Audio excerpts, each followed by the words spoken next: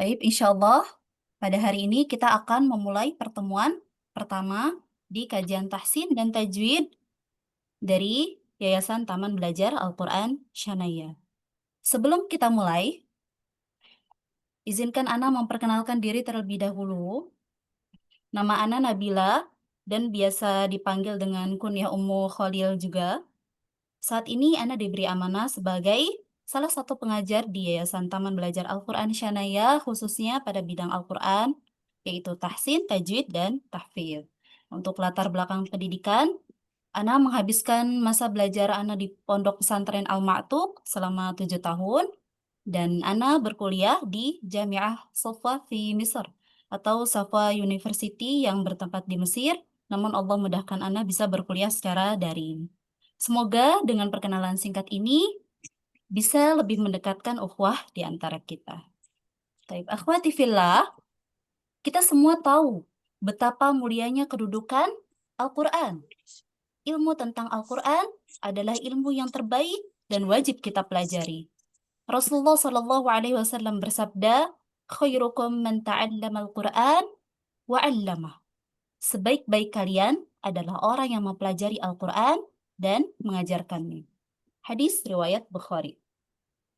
Maka, mari kita niatkan bersama bahwa hadirnya kita di kajian ini bukan semata-mata untuk menambah wawasan, tapi agar kita semakin dekat dengan Al-Quran, bisa memperbaiki bacaan Al-Quran, dan bisa mengajarkannya kepada orang lain yang semoga menjadi amal jariah yang terus mengalir pahalanya.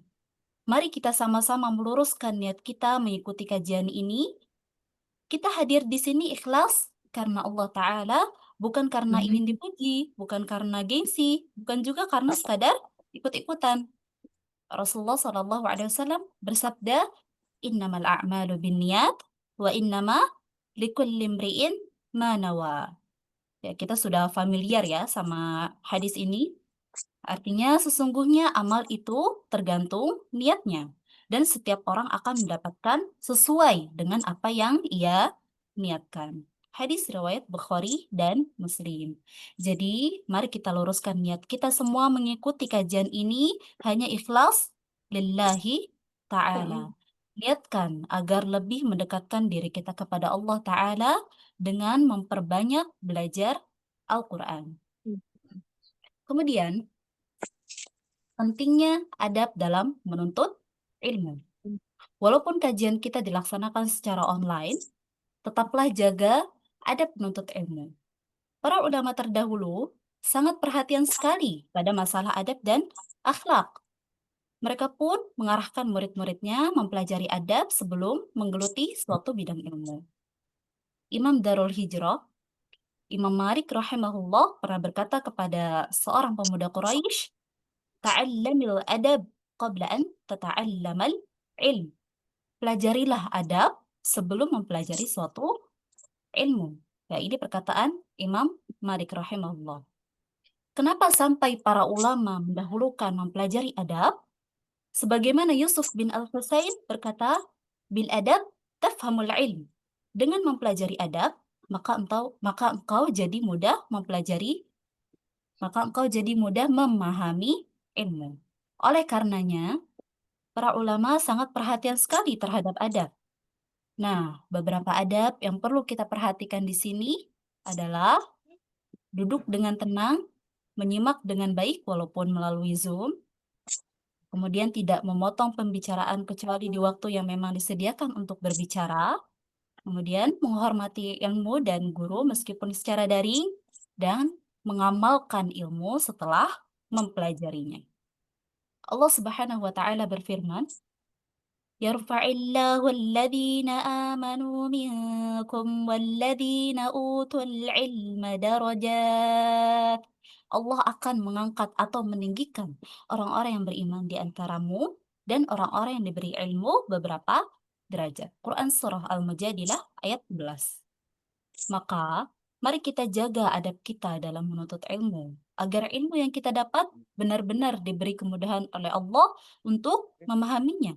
Dan juga ilmu yang kita dapat diberkahi oleh Allah Subhanahu wa Ta'ala.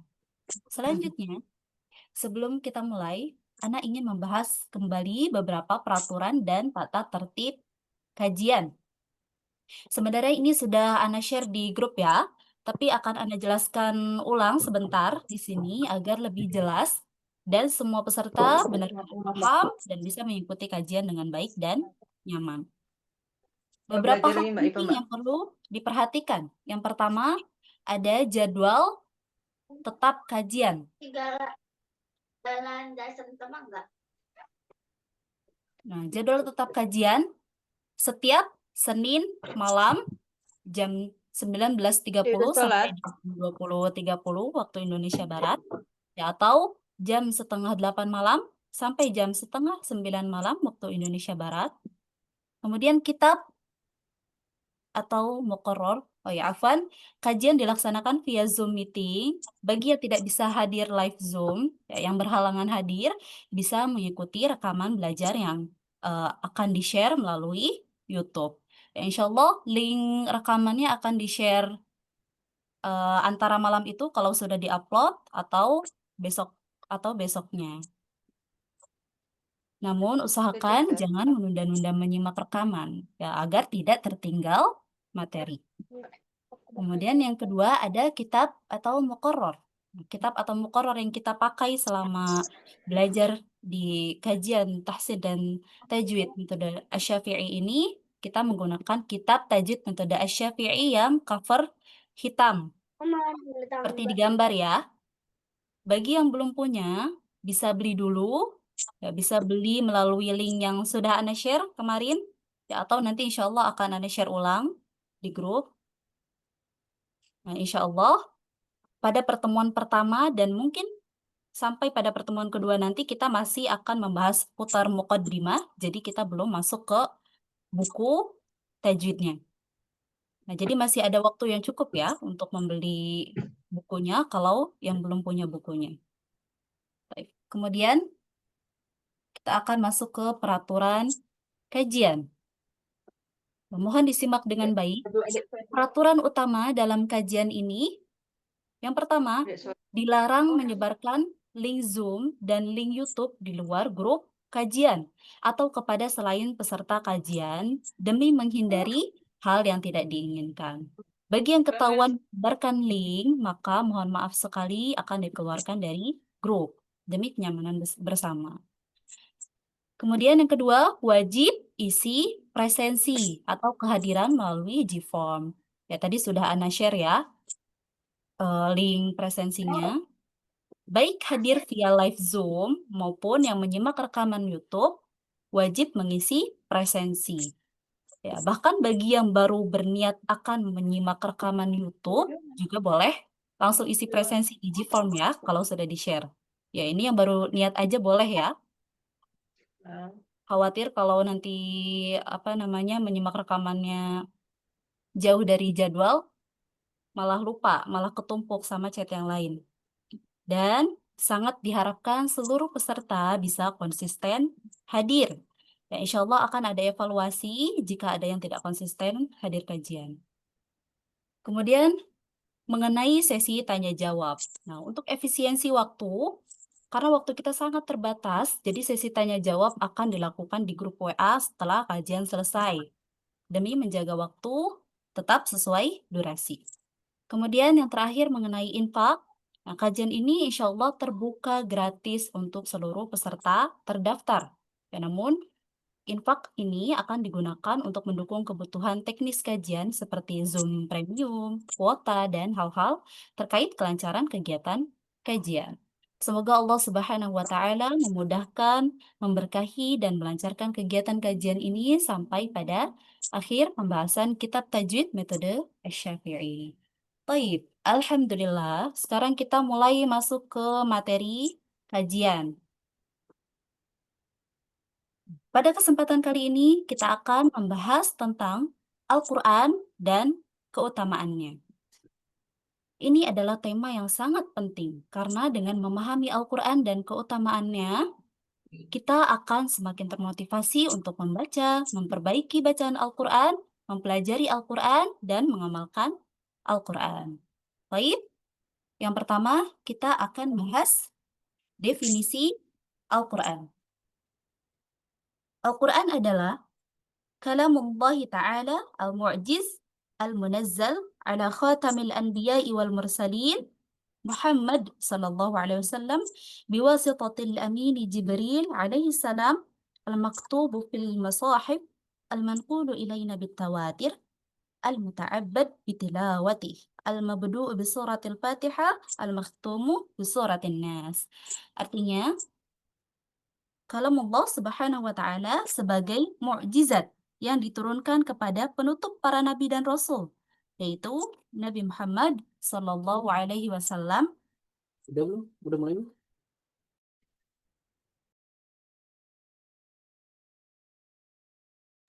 Afwan sebentar ya.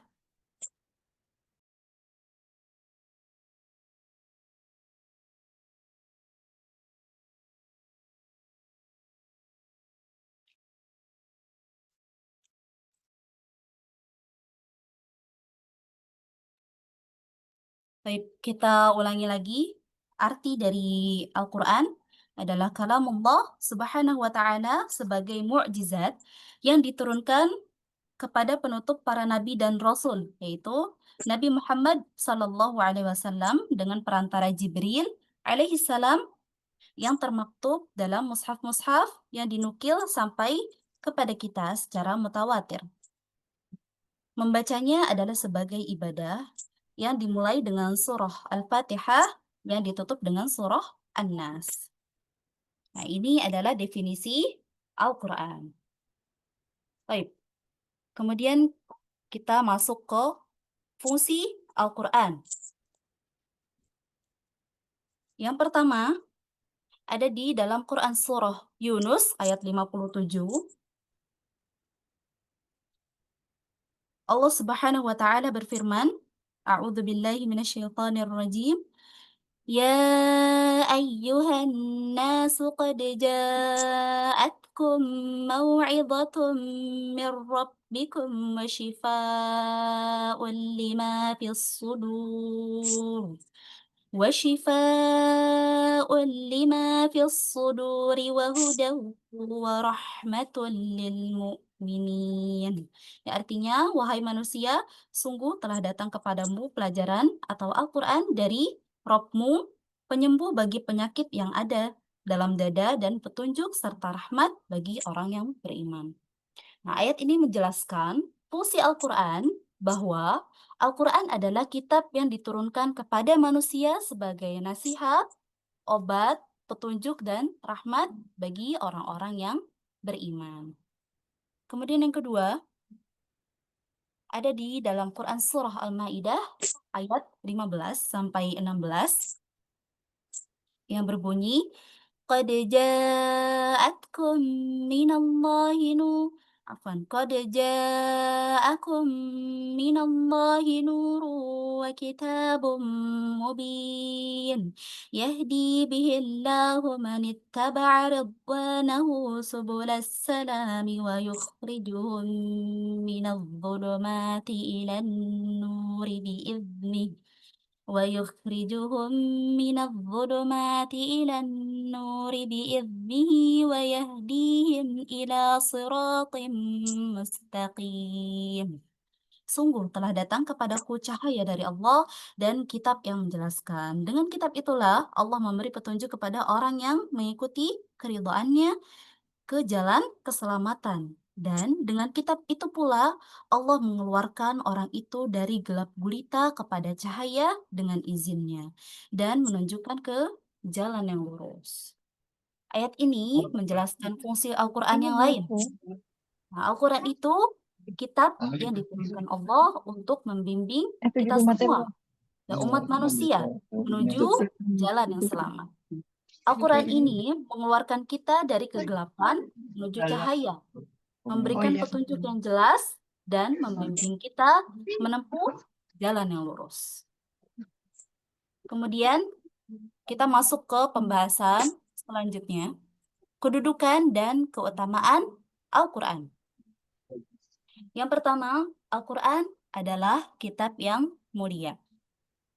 Al-Quran adalah kitab yang mulia yang tidak ada kebatilan padanya. Allah Subhanahu wa taala berfirman dalam surah Fussilat ayat 41 sampai 42, "Wa innahu lakitabun aziz, la ya'tihi al-batilu min bayni yadihi wala min khalfihi." ولا من خلفه تنزيل من حكيم حميد. Dan sesungguhnya Al-Quran itu adalah kitab yang tidak akan didatangi oleh kebatilan, baik dari depan maupun dari belakang, baik dari masa lalu dan yang akan datang, yang diturunkan dari Rob yang maha bijaksana, maha terpuji. Nah, ayat ini menjelaskan bahwa Al-Quran adalah kitab yang terjaga dari segala bentuk kebatilan. Tidak ada seorang pun yang mampu mengubah atau mengganti isinya. Nah, ini adalah jaminan dari Allah Subhanahu wa Ta'ala. Maka ayat ini menunjukkan kesempurnaan Al-Quran sebagai pedoman hidup kita. Kemudian yang kedua, Al-Quran adalah kalamullah. Al-Quran adalah kalamullah. Ya, tadi sudah disebutkan ya, apa itu kalamullah?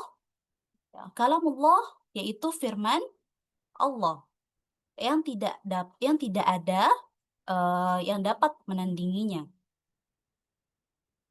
Allah Subhanahu wa taala berfirman dalam Quran surah An-Nisa ayat 87, "Waman asdaqu minallahi haditha." Siapakah yang lebih benar perkataannya daripada Allah? Nah, ayat ini menegaskan bahwa perkataan Allah adalah perkataan yang paling benar dan tidak ada keraguan di dalamnya. Al-Quran adalah firman Allah yang diturunkan kepada Nabi Muhammad SAW sebagai petunjuk bagi seluruh umat manusia. Ayat ini menunjukkan keagungan dan kebenaran Al-Quran. Kemudian yang ketiga, Al-Quran diturunkan oleh Allah yang Maha Tinggi. Al-Quran adalah kitab yang memiliki kedudukan yang sangat tinggi. Nah, diturunkan oleh Allah yang Maha Tinggi pula. Nah, Allah Subhanahu wa taala berfirman dalam Quran surah Thaha ayat 4, "Tanzilan mimman khalaqal arda was samawatil 'ula." Artinya diturunkan dari Allah yang menciptakan bumi dan langit yang tinggi. Nah, ayat ini menunjukkan bahwa Al-Quran berasal dari sumber yang paling tinggi dan mulia, yaitu Allah Subhanahu wa Ta'ala. Dan ayat ini menegaskan kedudukan Al-Quran sebagai kitab yang agung dan mulia. Kemudian yang keempat, Al-Quran adalah mukjizat terbesar Nabi Muhammad Sallallahu Alaihi Wasallam. Al-Quran adalah mukjizat Nabi Muhammad SAW yang terbesar. Allah pun berjanji untuk menjaganya dari perubahan tangan-tangan kotor manusia. Rasulullah SAW bersabda, "Ma minal anbiya'i nabiyyun illa u'tiya minal ayati ma mithluhu aman alaihi al-bashar wa innama kana alladhi utituhu wahyan awhahu Allahu ilayya. Farju an akuna aktsaruhum tabi'an yaumal qiyamah." Tiada seorang nabi pun melainkan ia dianugerahi tanda-tanda kenabian atau mukjizat yang dengannya manusia beriman. Adapun mukjizat yang dianugerahkan kepadaku berupa wahyu yang Allah wahyukan kepadaku, dan kelak aku berharap memiliki pengikut yang paling banyak pada hari kiamat. Nah, hadis ini menjelaskan bahwa setiap nabi itu diberikan mukjizat oleh Allah, ya, sebagai bukti kenabiannya. Nah, untuk Nabi Muhammad SAW, mukjizat yang diberikan adalah Al-Quran, ya, wahyu dari Allah yang kekal dan abadi. Berbeda dengan mukjizat para nabi terdahulu yang sifatnya sementara dan terbatas. Ya, mukjizat Al-Quran itu abadi, universal, dan berlaku untuk seluruh umat manusia hingga akhir zaman. Jadi hanya Rasulullah SAW saja, hanya Nabi Muhammad SAW saja yang mendapatkan mukjizat yang kekal, yang abadi. Nah, Rasulullah Shallallahu Alaihi Wasallam berharap bahwa dengan Al-Quran ini beliau akan memiliki pengikut yang paling banyak pada hari kiamat. Nah, dari sini kita bisa melihat keunggulan Al-Quran itu adalah sebagai mukjizat terbesar. Kemudian yang terakhir, Al-Quran adalah kitab yang terpelihara dan terjaga. Allah Subhanahu wa taala berfirman dalam Quran surah Al-Hijr ayat 9, "Inna nahnu nazzalna dzikra wa inna lahu lahafizun." Sesungguhnya kamilah yang menurunkan Al-Quran dan pasti kami pula yang memeliharanya. Ayat ini adalah jaminan dari Allah Subhanahu wa taala bahwa Al-Quran akan selalu terpelihara dan segala bentuk perubahan, penambahan, atau pengurangan eh, Allah sendiri yang akan menjaganya hingga akhir zaman. Ya, jadi Al-Quran itu insya Allah tidak akan ada perubahan, tidak akan ada penambahan, tidak akan ada pengurangan. Allah menjaga Al-Quran dari tangan-tangan kotor manusia. Ya, Allah sendiri yang akan menjaganya. Allah sendiri yang menjamin bahwa Allah akan menjaganya hingga akhir zaman. Ya, Allah Subhanahu wa taala telah menundukkan hati para hambanya untuk menghafal Al-Quran, menjaganya dalam tulisan dan memahaminya. Nah, ini adalah bukti nyata dari pemeliharaan Al-Quran pemeliharaan Allah terhadap Al-Quran.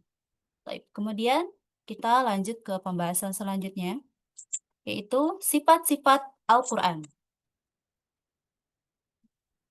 Allah Subhanahu wa Ta'ala menyifati Al-Quran dengan sifat-sifat yang tinggi dan mulia. Di antaranya, nah yang pertama, sifat Al-Quran, Al-Quran adalah kitab yang agung. Ya. Antuna bisa buka di mushaf Antuna masing-masing. Nah, ini dalilnya adalah Quran Surah Al-Hijr ayat 87. وَلَقَدْ آتَيْنَا سَبْعًا مِنَ الْمَثَانِي وَالْقُرْآنَ الْعَظِيمَ. Artinya, dan sungguh kami telah memberikan kepadamu 7 ayat yang dibaca berulang-ulang dan Al-Quran yang agung. Nah, ayat ini menyebutkan bahwa Al-Quran adalah kitab yang agung. Kemudian, yang kedua, Al-Quran adalah kitab yang penuh hikmah. Dalilnya ada di Quran Surah Yasin ayat 2. Wal Qur'anul Hakim. Demi Al-Quran yang penuh hikmah. Ya, di sini disebutkan bahwa Al-Quran adalah kitab yang penuh hikmah. Kemudian yang ketiga, Al-Quran adalah kitab yang jelas. Dalilnya ada dalam Quran Surah Yasin ayat 69. In huwa illa dzikru wa Qur'anum mubin. Al-Quran itu tidak lain hanyalah pelajaran dan kitab yang jelas. Nah, di sini disebutkan bahwa Al-Quran adalah kitab yang jelas. Kemudian yang terakhir, Al-Quran adalah kitab yang mulia. Dalilnya ada dua. Yang pertama ada di Quran Surah Qaf ayat 1. Kemudian ada di Quran Surah Al-Waqi'ah ayat 77. Quran Surah Qaf ayat 1 yang berbunyi Qaf wal Qur'anil Majid. Demi Al-Quran yang mulia. Nah, di sini disebutkan bahwa Al-Quran adalah kitab yang mulia. Kemudian Quran Surah Al-Waqi'ah ayat 77, Innahu laqur'anun karim. Dan sesungguhnya Al-Quran yang sangat mulia. Di sini juga disebutkan bahwa Al-Quran adalah kitab yang mulia. Al-Quran adalah kalamullah yang memiliki sifat-sifat agung. Maka seorang hamba yang ingin mendapatkan anugerah besar dari Allah sudah seharusnya menghabiskan umurnya dengan membaca, mempelajari, serta mengamalkan kandungan Al-Quran. Ya, kaum salaf atau generasi pertama umat Islam mendapatkan pujian, keridhaan, dan kemenangan dari Allah karena menjadikan Al-Quran sebagai pedoman hidup. Dari sanalah kita mengetahui betapa agungnya Al-Quran yang telah Allah turunkan kepada Nabi Muhammad SAW. Karena itu, jadikanlah Al-Quran sebagai pedoman hidup kita sebagaimana yang dilakukan oleh kaum salaf. Dan perlu kita ketahui bahwa Al-Quran diturunkan untuk 3 tujuan mulia, yaitu tilawah, tadabbur, dan amal. Syekh Muhammad bin Shalih Al-Utsaimin rahimahullah berkata, sesungguhnya Al-Quran diturunkan untuk 3 perkara. Apa saja? Yaitu untuk ta'abbud atau ibadah, dan tilawah, yaitu untuk dibaca, kemudian untuk tadabbur, ya, atau dipahami makna-maknanya, dan untuk diamalkan. Maka dari itu, marilah kita mengisi hidup kita dengan membaca, mentadabburi, serta mengamalkan Al-Quran. Dengan upaya tersebut, kita bisa berharap rahmat dan ampunan Allah Subhanahu wa Ta'ala.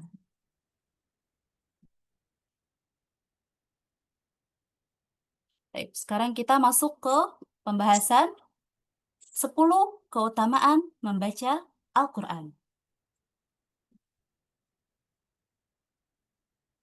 Insya Allah, materi ini PDF-nya akan di-share di grup ya, biar Antuna bisa catat masing-masing. 10 keutamaan membaca Al-Quran. Nah,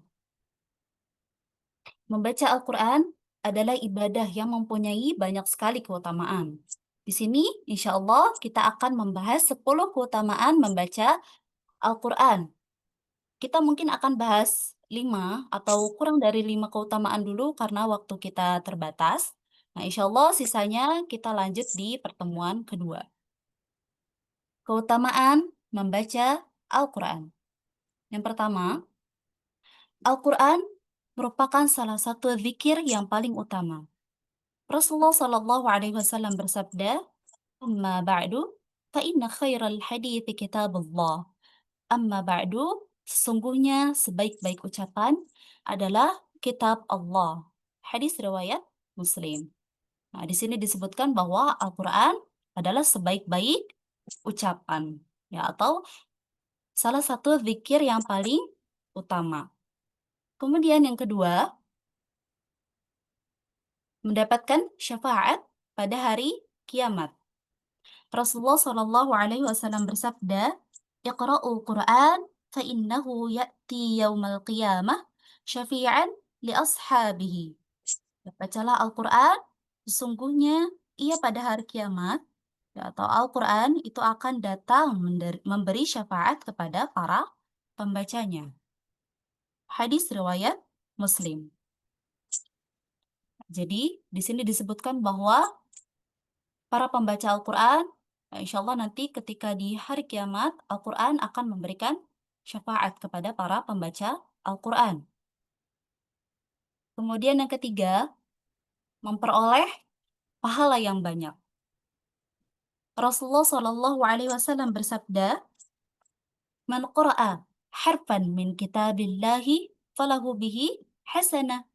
والحسنة بعشر أمثالها لا أقول ألف لام ميم حرف ولكن ألف حرف ولام حرف وميم حرف."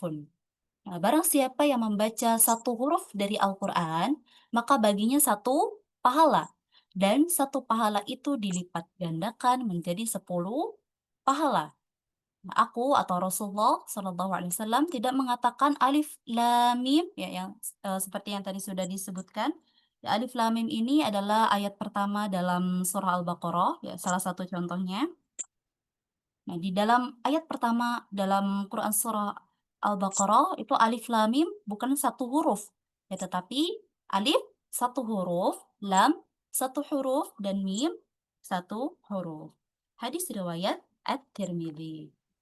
Jadi, ketika kita membaca Al-Quran, satu hurufnya saja, kita sudah mendapatkan 10 pahala. Ya, Masya Allah. Berarti tadi ayat Alif Lam Mim, ayat pertama dalam Quran Surah Al-Baqarah, itu adalah itu kita dapat berapa pahala? Berapa? 30 pahala, ya. Kita mendapatkan 30 pahala. Alif 10 pahala, ya. Alif satu pahala yang dilipat gandakan menjadi 10 pahala. Alif 10 pahala, lam 10 pahala, dan mim 10 pahala. Nah, itu baru satu ayat dan 3 huruf saja. Bagaimana kalau kita menghafal Al-Quran yang terus-terusan diulang-ulang? Nah, kalau kita menghafalkan Al-Quran terus-terusan diulang bacaannya, ya satu ayat kita baca 20 kali. Masya Allah ya, pahala yang akan kita dapatkan insya Allah akan sangat banyak. Tetapi perlu Antuna ketahui, satu huruf mendapat 10 pahala ini berlaku bagi yang bacaannya sudah baik dan benar sesuai dengan tajwid. Wallahu a'lam. Maka dari itu, penting sekali untuk kita belajar ilmu tajwid ini. Ya, karena membaca Al-Quran itu bukan asal membaca saja. Ya, seperti kita membaca bahasa Arab biasa misalnya, bukan ya? Beda, karena baca Al-Quran itu punya aturannya, punya hukum tajwidnya. Ya, jadi nggak bisa dibaca suka-suka makhrajnya, suka-suka panjang pendeknya, yang nggak diperhatikan bacaan yang benarnya bagaimana. Ya, tidak seperti itu ya. Karena membaca Al-Quran itu tadi punya aturannya sendiri. Ya, aturan dalam membaca Al-Quran itu ilmu tajwid. Ya, ilmu tajwid yang wajib kita pelajari. Dan bagi yang membaca Al-Qur'annya masih terbata-bata dan belum sempurna tajwidnya, ya jangan berkecil hati, karena akan tetap mendapatkan 2 pahala dari setiap huruf yang ia baca dalam Al-Qur'an. Sebagaimana sabda Rasulullah sallallahu alaihi wasallam, "Walladzi yaqra'ul Qur'an wa yatata'ta'u fihi wa huwa 'alaihi syaqqun lahu ajran." Ya, sedangkan yang membaca Al-Quran dengan terbata-bata dan merasa kesulitan, maka baginya akan mendapatkan 2 pahala. Maka dari itu, kita sebagai umat muslim yang pedoman hidupnya adalah Al-Quran, yang ibadah sehari-harinya adalah membaca Al-Quran, maka kita wajib mempelajari ilmu tajwid. Baik. Kemudian yang keempat, orang yang mahir membaca Al-Quran akan bersama para malaikat.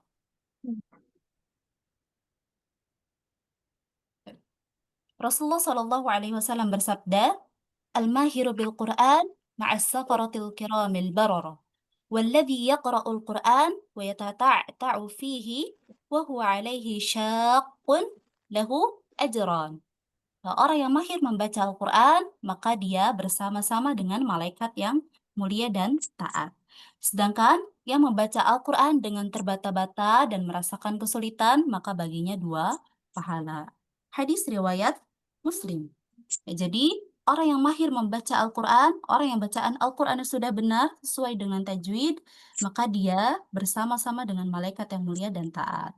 Nah, sedangkan yang masih bacaannya terbata-bata atau masih merasa kesulitan, maka baginya tetap akan mendapatkan 2 pahala. Ya, jadi yang masih terbata-bata, yang masih merasa kesulitan ketika membaca Al-Quran, jangan berkecil hati, karena insya Allah Allah tetap akan memberikan pahala, ya, walaupun 2 pahala. Maka dari itu kita wajib belajar ilmu tajwid agar pahala kita sempurna ya, setiap satu huruf bisa mendapatkan 10 pahala. Maka dari itu kita wajib mempelajari ilmu tajwid. Baik, kemudian yang kelima, pencapaian anugerah yang lebih baik daripada harta dunia. Uqbah bin Amir radhiyallahu anhu berkata, "Kharaja Rasulullah sallallahu alaihi wasallam wa nahnu fi suffah. Faqala, ayyukum yuhibbu an yadwa kulla yawmin ila Buthan aw ila al-Aqiq fayati minhu binaqataini kaumawaini في غير إثم ولا قطع رحم فقلنا يا رسول الله نحب ذلك قال أفلا يغدو أحدكم إلى المسجد فيعلم أو يقرأ آيتين من كتاب الله عز وجل خير له من ناقتين وثلاث خير له من ثلاث وأربع خير له من أربع ومن أعدادهن من الإبل." Rasulullah Shallallahu Alaihi Wasallam keluar dan kami berada di Suffah saat itu. Lalu beliau bersabda, siapa di antara kalian yang suka setiap hari pergi ke lembah Buthan atau ke lembah Aqiq? Nah, kemudian pulang membawa 2 unta yang gemuk. tanpa berbuat dosa dan tanpa memutuskan hubungan silaturahim? Kami menjawab, wahai Rasulullah, kami menginginkan hal tersebut. Beliau bersabda, tidakkah salah satu di antara kalian pergi ke masjid, kemudian mempelajari atau membaca 2 ayat dari kitab Allah, sebab hal itu lebih baik baginya daripada mendapatkan 2 unta. 3 ayat lebih baik daripada 3 unta. 4 ayat lebih baik daripada 4 unta, dan dari sekian jumlah ayat, maka itu lebih baik daripada dari sekian jumlah unta. Nah, ini maksud dari pencapaian anugerah yang lebih baik daripada harta dunia. Ya, anugerah ini maksudnya adalah pahala daripada harta dunia. Harta dunia di sini maksudnya untanya di sini. Nah, hadis ini menjelaskan bahwa membaca 1 atau 2 ayat Al-Quran itu lebih baik ya daripada memperoleh 1 atau 2 ekor unta yang besar. Baik. Tadinya Anda perkirakan ini akan pas 1 jam, tapi Masya Allah ternyata masih ada sisa waktunya 20 menit. Bagaimana sesi tanya jawab tetap kita lakukan di WA grup aja ya, biar mudah. Baik, Alhamdulillah. Ya, karena pembahasannya sudah habis, ya insya Allah pembahasan keutamaan membaca Al-Quran yang poin selanjutnya, poin 6 sampai 10, kita akan bahas di pertemuan kedua. Sesi tanya jawab kita lanjutkan di grup ya. Kemudian jangan lupa mengisi presensi kehadiran yang sudah Anda share di grup ya. Linknya sudah Anda share di grup.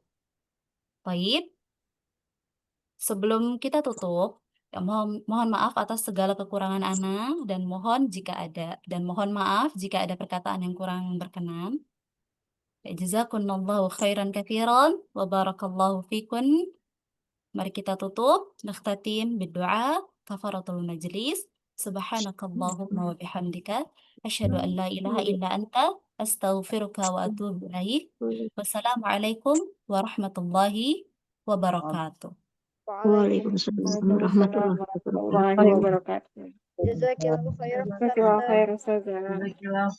Jazakallah Khair. khair Ustazah. Khairan Ustazah.